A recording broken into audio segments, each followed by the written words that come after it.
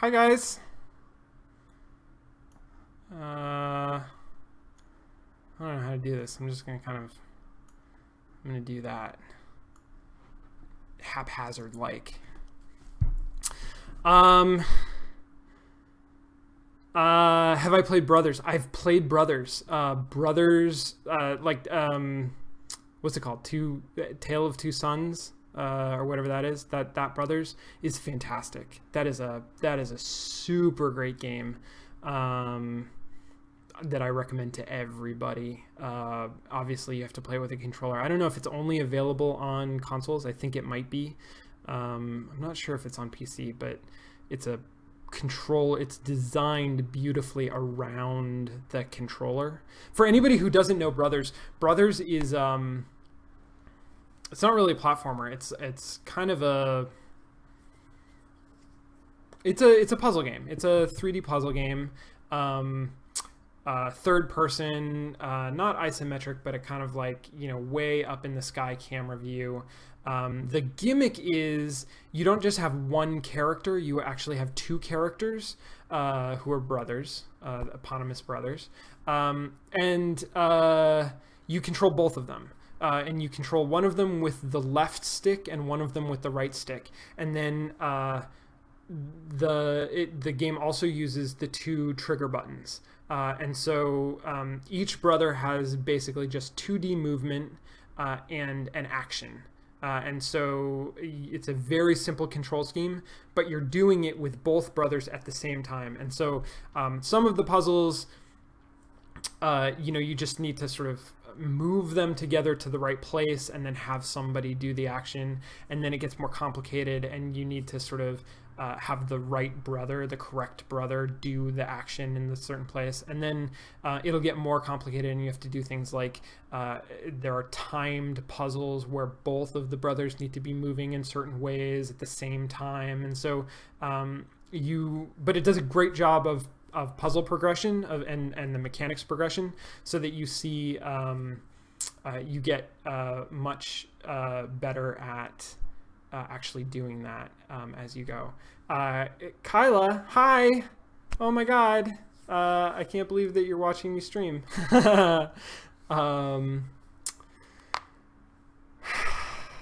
Cool. Thoughts of a run through of Grim Fandango on Mostly Walking. I'd love to do it. I actually think it'd be a really good one. Because I assume that we've all played it. I don't know if that's true. I have certainly played it, but I haven't played it in, at least 6 or 8 years. It's been a while since I played it, so I'm not going to remember everything about it. It's not going to be like, just going through the motions. But it's a great game. It's a classic. It's really good. It's so well written. I think it's voice acted. I assume the remastered one has to be voice acted, and but it doesn't have a ton of dialogue. So I think it'd be a really good one for Mostly Walking. We haven't talked about using it yet. We're gonna continue with Nancy Drew for right now. When we finish with Nancy Drew, I don't know. It's definitely a possibility, and it's a game that I love. The character in this game, all of the characters in this game speak another language. I assume Brazilian, Portuguese. I don't speak Portuguese, so I don't actually know what they're saying. What's the impact of using a different language on the design and or the feel of the game? Gosh, that's a great question. Well, so it does a couple of things. I think it certainly could be used to create a sense of distance between the player and the character.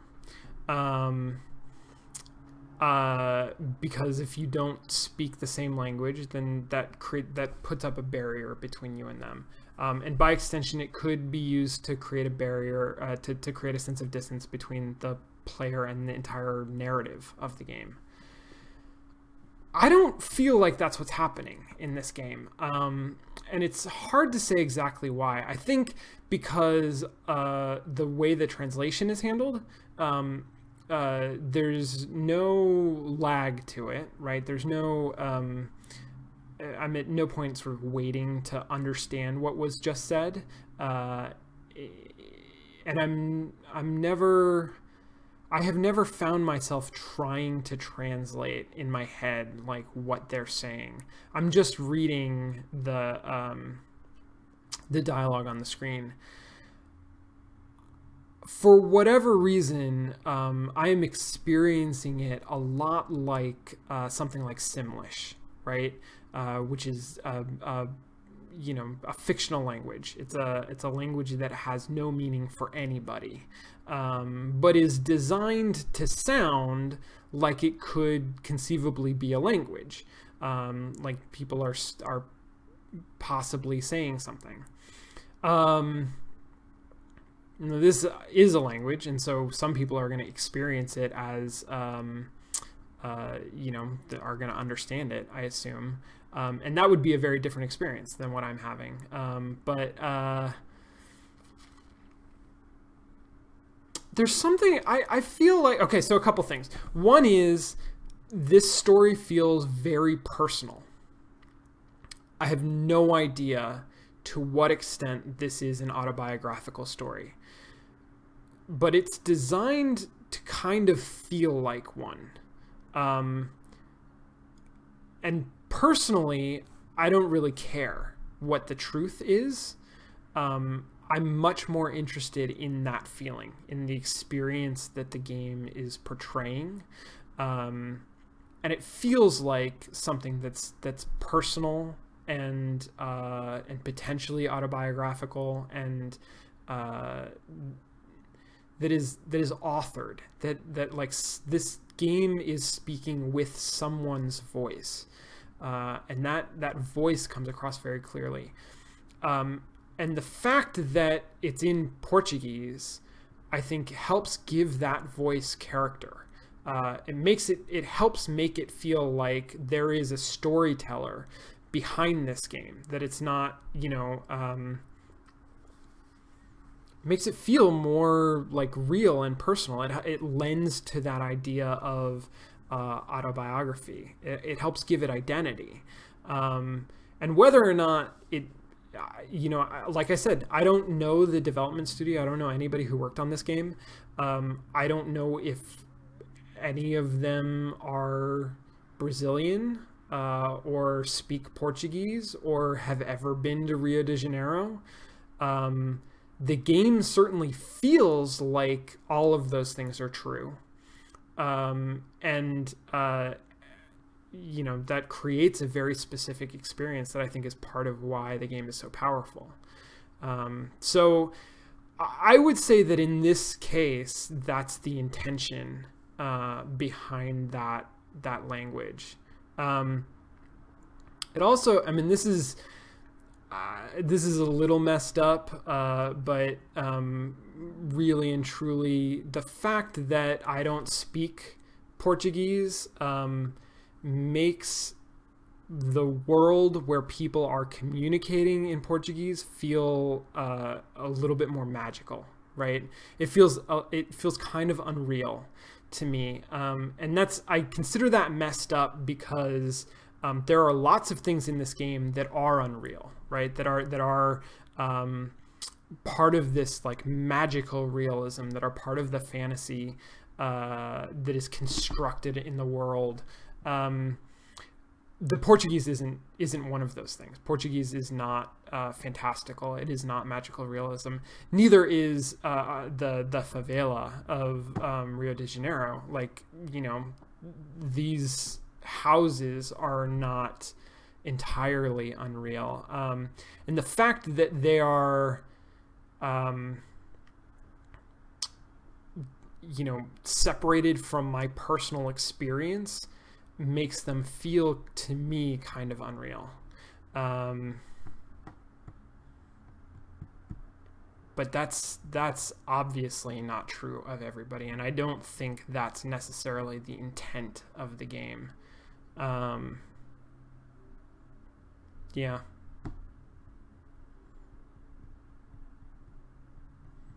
Yeah, I'm assuming that it's Portuguese just because it sure as hell looks like Rio. So I think it's Brazil, so I assume it's Portuguese. But I don't know any Portuguese, so I could be completely wrong about that.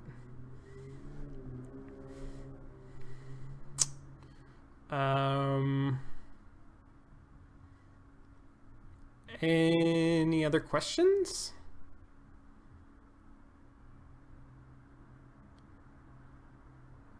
Yeah, February, 4 in February. I have no idea where this came from, but there's a challenge that's been going around that you pick 4 games that for whatever reason you never finished. And like backlog games that you probably should have played, but you never finished. And the challenge is to finish all 4 of them in February. And there's really no rules. Like, it's a very casual kind of a challenge. You can do whatever you want. If you have an old save, you can play from your old save. If you want to start over, you can start over. Like, nobody's enforcing any of this. It's just it's a great opportunity to me as a game designer, because every game designer that I know, everybody who works in games, has a huge backlog of games that we feel like we should play because they are part of the critical discourse.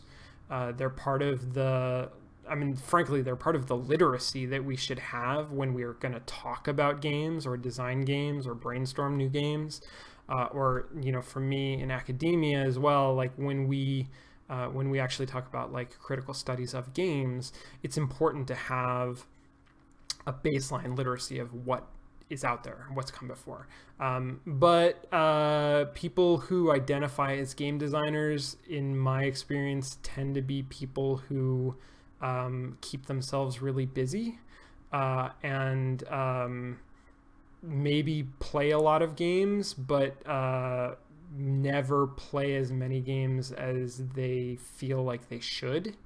And often, just like anybody else, when I get home from work and it's late and I'm tired and I want to play a game, I'm going to play a game that I want to play. I'm going to play Dragon Age Inquisition for 115 hours. That's not productive from a game design standpoint. Like, I should play that game for maybe 25 hours and then I would get what that game is about. And then I should go play some other game that I want to play less because I love Dragon Age, but that is going to teach me something new and different. So, just like anybody, the games that I play for fun are games that I play for fun. And then I also feel like there are games that I need to play just to keep up on things. So, all that to say, a lot of the game designers that I know have sort of jumped in or thrown their hats into the ring. Is that an expression? Have decided to take this challenge, or have at least proclaimed that they're going to take this challenge. And that's what I'm doing. This is the first game. I'm also going to try to do Hotline Miami, Stanley Parable, and Half-Life, the original Half-Life, which I have never played. I've played a total of like 35 minutes of Half-Life. So I'm going to try to fix that. And I don't know, it just seemed fun to stream me playing these games. I think I'm learning that it's going to take longer. Like, I'm going through these much slower than I normally would, because I stop and like talk and stuff and whatever, but that's fun. I enjoy doing that, so that'll be great. You do not have to love Dragon Age Inquisition. I do not require that of anybody, but I do love it. So,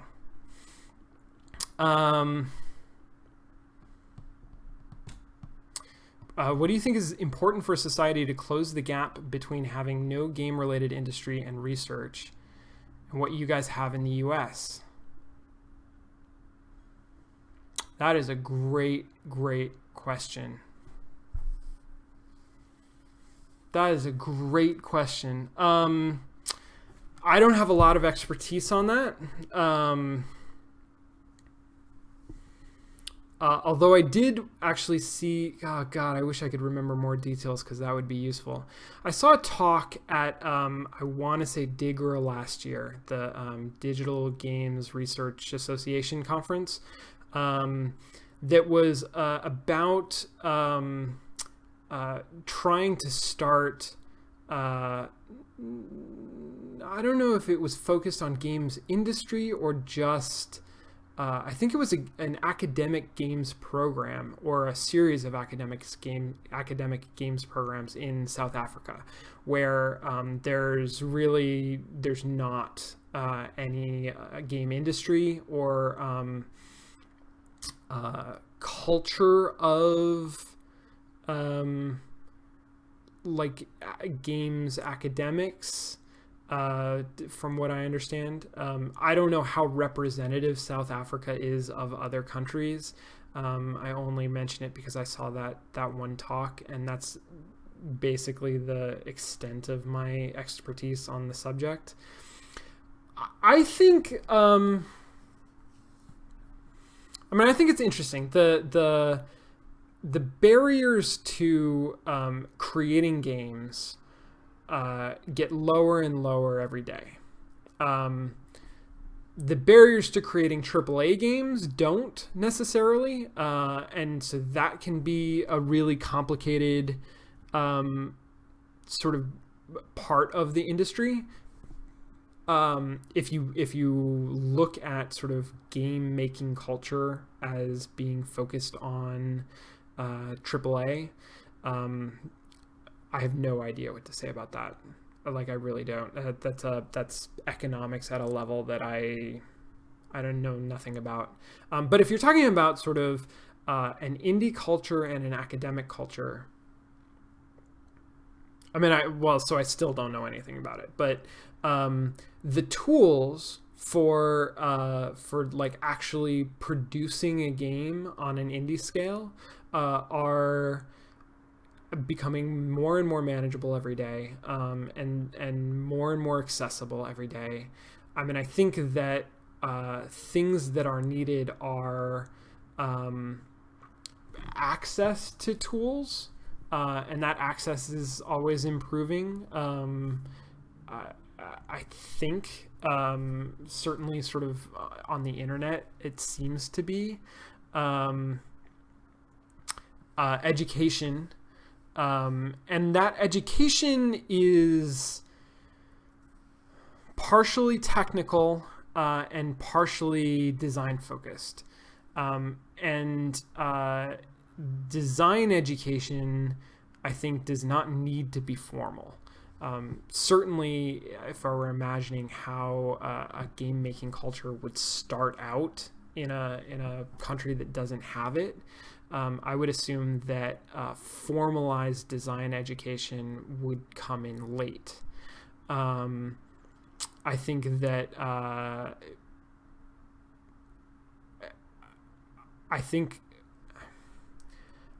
I'm going to be showing a lot of bias, I think, here. But I think it starts with technology education, the ability to sort of access and use the tools that you need to make games, starting with things like Twine. So access to those things, meaning like that you know how to use them, you know how to get them, and there's some kind of a community that like lets people know that that's a thing that they can do. And then separately from that, or maybe not entirely separately, but a board game playing culture. I think that especially at an indie level, and especially in a place that doesn't already have an established game making culture, board game playing is vital to creating a community that understands and cares about game mechanics. Because there's so much of a relationship between good board games, and I'm thinking mostly of like Euro games and good modern American games that are like good Ameritrash games, like Battlestar Galactica, right? Theme heavy games that are also like system heavy. Those games have so much in common from a language standpoint, from a like how to express yourself interactively standpoint. They have so much in common with digital games. It's crazy.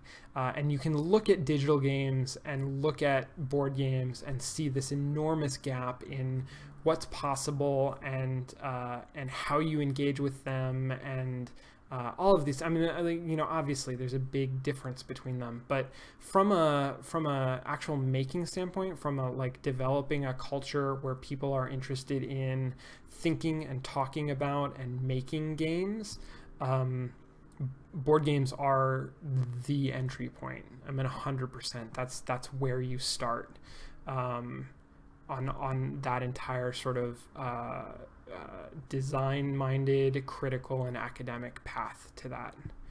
And that's my opinion.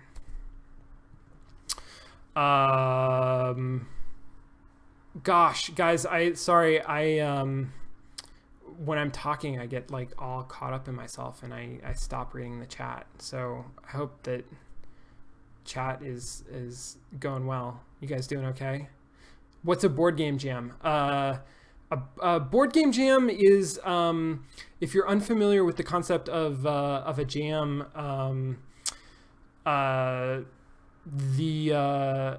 it's like I don't know if you've ever heard of like a 48-hour film festival. It's this idea that like you get a bunch of people together over an extremely abbreviated period of time to create something that is sort of absurd to create in that amount of time, and it often doesn't go well. But I think the originating sort of a thing, certainly the originator that I'm aware of, is this idea of like a 48-hour film festival where you have 48 hours to write a script, shoot the movie, edit the movie, produce the movie, and at the end of 48 hours, at the end of the weekend, everybody screens their movie. And so you have these like, 2 or 3 minute movies, or longer, it varies from group to group. But some of them are, what you would expect to be able to make in 48 hours. And some of them are like stunningly brilliant. And all of them are rough, of course. Nothing's polished because there's no time to polish. But people often create things that they never otherwise would have created. And so a game jam is the exact same thing. And you can have a digital game jam where you are in 48 hours coding a game. No, I take it back. That is also super interesting. That's a lot of fun to do. And often the kind of game that you can create in 48 hours is not the kind of game that you would play for very long. But sometimes you see things that are like stunningly, wonderfully done. Board game jam is the exact same thing, except it's not digital. You make a board game. So design a system, design materials, design a package, put it all together in an abbreviated period of time, and make something that tries to be fun or an interesting experience, just real fast.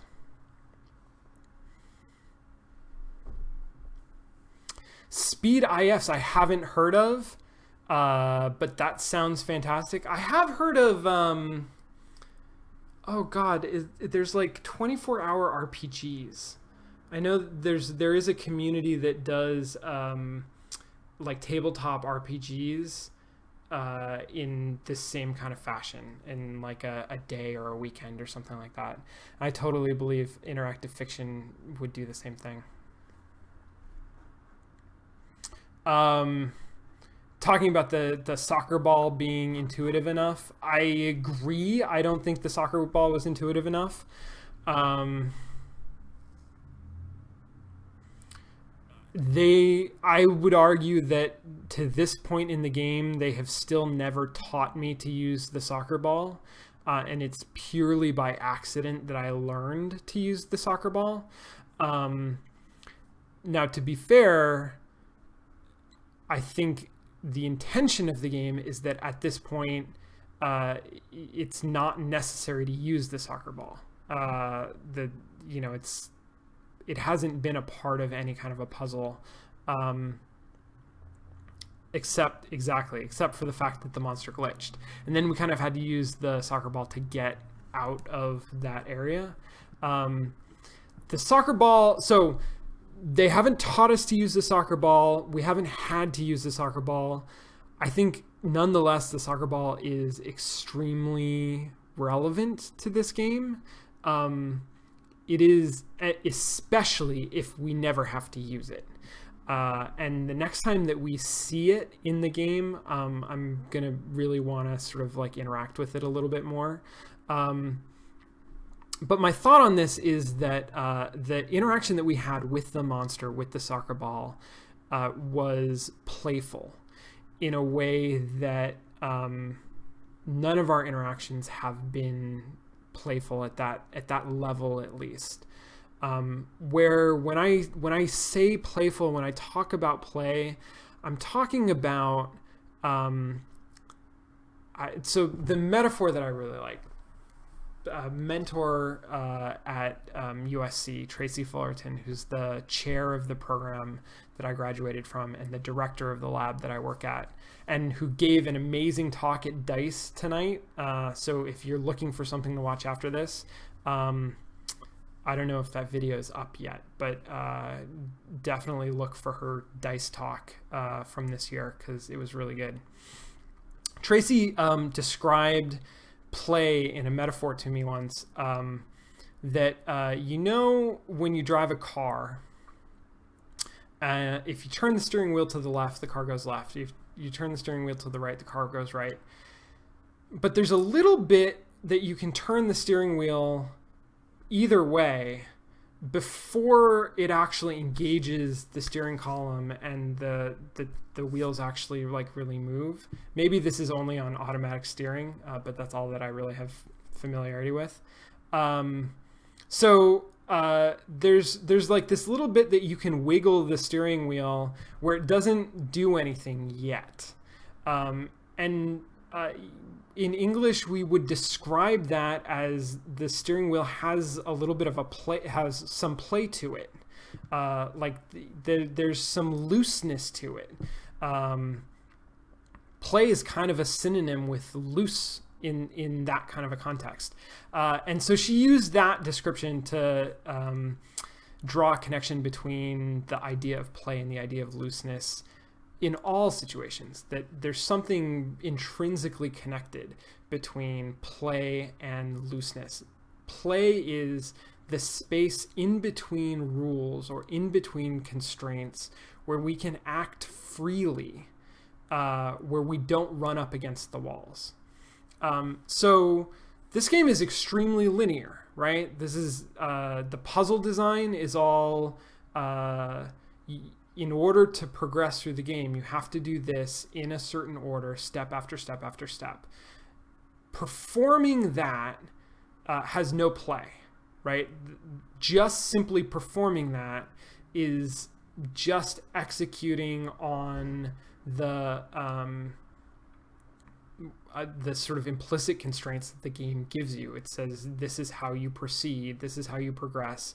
Doing that is just sort of going, that's just turning the wheel left. The fact that there are other things that we can do instead of going to the place where we're supposed to go and turning the key that's going to open up the next thing, we can go the wrong way, or we can like turn in a circle and explore. Or, I mean, frequently, instead of actually happening to go behind the building where the next thing is hidden, we can like wander around for a while looking for it. That's play. That's what makes the game more than just step A, step B, like IKEA directions. This is the game is more than that, because there's play to it, there's looseness to it, there's stuff that we can do that's not necessary and that doesn't have consequence. And playing soccer with the monster is the highest degree level of play that I've seen in this game. It doesn't have a purpose, but it has its own rules. It has its own little emergent feel. And when I ever like kicked the ball and had the monster catch it and throw it back to me and I caught it, that felt unbelievable. That felt like incredibly good. And it's no part of the actual linear structure of the game. That's just pure play. That's me playing with this AI.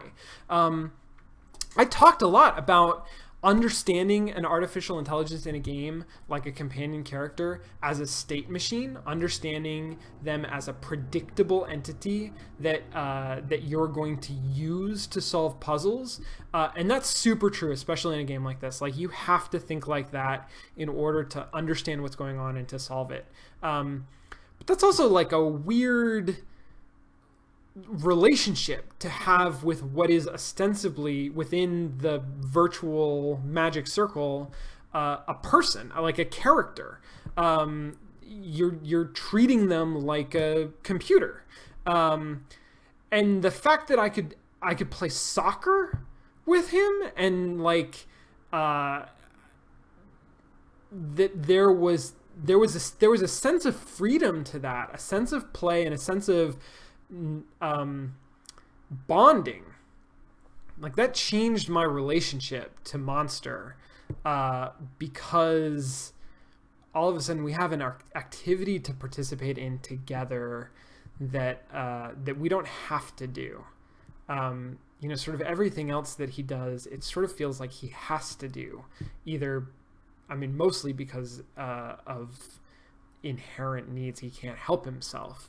But also because I'm manipulating the environment to make him to take advantage of those impulses to make him do things. Soccer feels like something that he doesn't have to do, but he does anyway, and he does it with me, and that's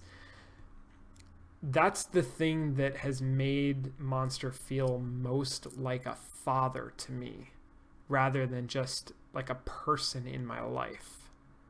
So I think the soccer is super important. I'm a little disappointed that it wasn't better cued, because I would be really sad if we got to this point in the game and we hadn't discovered it. But at the same time, I think it hasn't been strongly cued because it's not actually necessary to the game.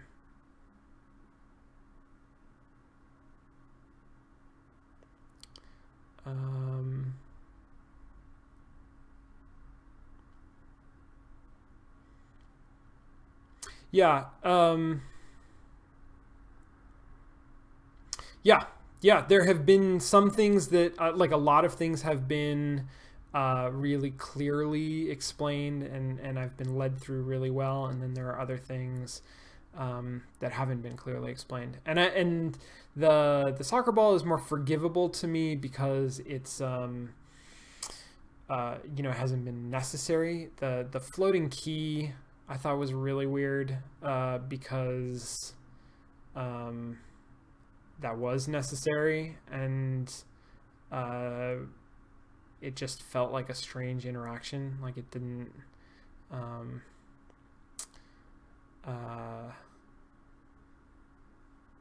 oh, sorry, Zelda.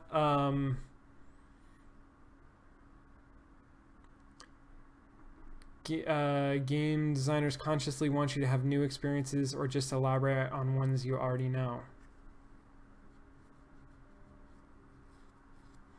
I know you're on mobile and you can't type a lot, but what do you mean by new experiences? Because like there's all kinds of levels of new experiences. There's new experiences within the context of the game. and there's new experiences, like just things that I've literally never experienced before in my life. Pros and cons of making a player figure out an element or clue without prior experience to it. Got it. Well, it's a risk, right? It's a gamble. It's a tricky proposition. This is something that a lot of players get a lot of pleasure out of, figuring something out, right? These are often, well, I don't know. There's lots of different ways to categorize players. One of the most common is in 4 categories: explorers, achievers, destroyers, and socializers. And so this would be, under that categorization, probably an achiever like personality trait, possibly an explorer personality trait. Depends on the context. Or maybe there's a better way of categorizing players that gets at it more clearly. But this idea that, like, I've discovered something, I've figured something out for myself. Like, the game didn't tell me what to do. Actually, a lot of adventure games, right? Talking about mostly walking. A lot of adventure games are based on the idea that this is pleasurable, that it's fun to figure out a puzzle, and that if the answer is obvious, then it's less fun. And if the answer isn't obvious, then you feel more accomplished. One of the emotions that we talk about in game design is fiero. And fiero is a sense of accomplishment or victory. It's a sense that you did something. And fiero is absolutely a pleasurable emotion. It's more pleasurable for some people than for other people. So depending on who your game is for, and who is playing it, and what sort of frame of mind you have put them in, it can have a greater or lesser effect. The downside to that, to putting in a puzzle that is not obvious, is that there's a good chance the player's not going to figure it out. And the more not obvious it is, the harder it is for the player to actually figure it out. So, or the greater the chance that the player won't figure it out. Flipping the table in frustration over a stupid puzzle. Exactly. Like for every player that you get who figures out the puzzle and feels this incredible sense of fiero, feels like unbelievably accomplished, you're going to have another player who doesn't figure out the puzzle and feels terrible about it. So where do you want that balance to be? You can build entire games around that. You can build like Dark Souls, which I haven't played, but I sort of know by reputation. And the point of Dark Souls is that it's fucking hard. It's like really, really, really difficult. I don't know how much of it is like hard to figure out, hard to puzzle through, and how much of it is just like hard to execute. But the same idea applies. It's really, really hard, which means that when you beat it, when you succeed, you feel incredibly accomplished. And the game is designed around the idea.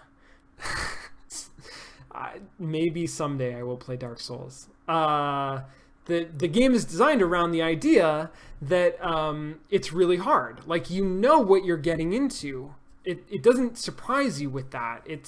It presents as extremely difficult. And so the players are a self-selecting group. If you're playing Dark Souls, it's because you enjoy the kinds of games that are really, really hard, but when you succeed at them, give you an incredibly pleasurable sense of fiero. If you're the kind of player who just gets frustrated and has a terrible time and gives up or doesn't want to play, you're not going to play Dark Souls. You're certainly not going to play it for very long. And the game is okay with that. That's how the game is designed. That's fine. Every game kind of has to find its own balance, I think, between introducing new ideas and leading the player through. One because on the other side of that, there's a book that I really like that I recommend to everybody, by Rafe Koster, called A Theory of Fun. And this is like one of my favorite academic games theory books. Games theory, not game theory, because it's written at a level that like an 8th grader could understand it, and the whole thing is illustrated. It's beautiful. It's a fantastic book, and it's about this Rafe Koster's theory that fun is a word that we have developed for a particular type of learning, and that every instance that you can point to and say, like, this is an experience that's fun, he would say if you dissect that, you're going to see that the thing that is fun is you learning something. It's you recognizing a pattern, or you correctly predicting something, which implies that you have learned a pattern. And it's a lot of pattern recognition, right? Because that's what our brains are wired to do. Or at least that's what a lot of games take advantage of our brains being wired to do. So games are, if a game is intending to be fun, then it needs to create a situation where the player is continually learning. And I'm going to go back to Portal, because it's just such a great puzzle game. Portal does a fantastic job of introducing something new in every room. Every level is something new, and it gives you all of the tools that you need to figure it out. And the new thing that you need to do is presented clearly enough that you can figure out how to do it. But it's still new. It's still something that you learn through the course of that room, and then you continue to use and master. And what's fun about the game is that you're continually learning. You're learning every single step of the way, and you're learning, like, you're never bored. You're never put in a situation where you know everything, and so, Cat, you're gonna mess with my camera. Come here. Come be in front of the camera. Come here. Come here. Oh. Hi. So you're never gonna know everything, because if you knew everything, there would be no puzzle to solve, right? But you're also not going to be put in a position where you're being asked to figure out too much. Like, that's the balance that Portal tries to strike, and it's successful because it does so well. It strikes it so well. Largely because it was, like, play tested to hell and back, right? Okay, it's like midnight my time. I got a meeting in the morning. I think I gotta call it a night. But thanks, guys. This was a lot of fun.